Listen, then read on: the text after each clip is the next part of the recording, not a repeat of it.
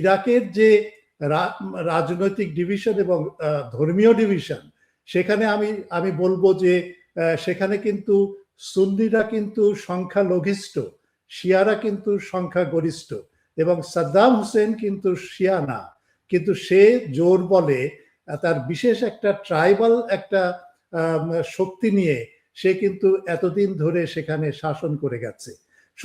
এবং সে কিন্তু শিয়াদের সমর্থন পায়নি, এবং সমর্থন পায়নি শুধু না, শিয়াদের উপরে সে আক্রমণ চালিয়েছে, তাদেরকে নানাভাবে নাজেহাল করেছে, নানাভাবে তাদের ক্ষতি সাধন করেছে।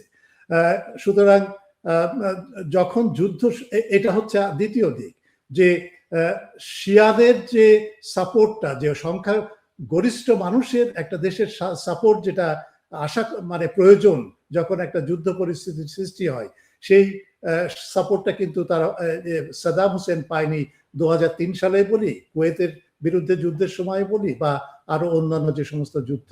সুতরাং এই সাপোর্টটা কিন্তু ইরানের আছে। ইরানের জনগণ সেখানে শিয়া সংখ্যাগরিষ্ঠ, এবং শুধু সংখ্যাগরিষ্ঠ না, 70 থেকে 80% হচ্ছে শিয়া, এবং তারা শুধু সংখ্যাগরিষ্ঠ নীরব না, তারা অত্যন্ত সোচ্চার, এবং এই সরকারকে সব দিক থেকে তারা সাপোর্ট করছে।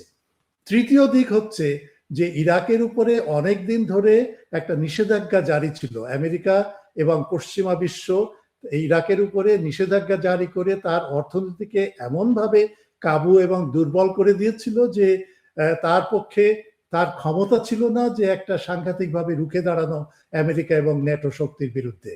আর একটা দিক হচ্ছে যে ইরাকের যে সামরিক বাহিনী ছিল, সেই সামরিক বাহিনীকে যদি ঘোষিত 5 লক্ষ সৈন্য থাকে বা 10 লক্ষ সৈন্য থাকে, তার অর্ধেক সৈন্য ছিল ভুতুড়ে সৈন্য। তার মানে তারা বাহিনীতে ছিল না, কিন্তু তাদের নামটা ব্যবহার করে তারা তাদেরকে যে বেতন দিতেন সাদ্দাম হোসেন, এই বেতনগুলা কিন্তু জেনারেলরা তাদের পকেটস্থ করত, কিন্তু দেখাতো, তালিকায় দেখাতো বা ইয়েতে দেখাতো যে হ্যাঁ এতজন সৈন্য আছে। তার মানে অর্ধেক সৈন্য কিন্তু আসলে গায়েবী সৈন্য, তারা ছিলই না।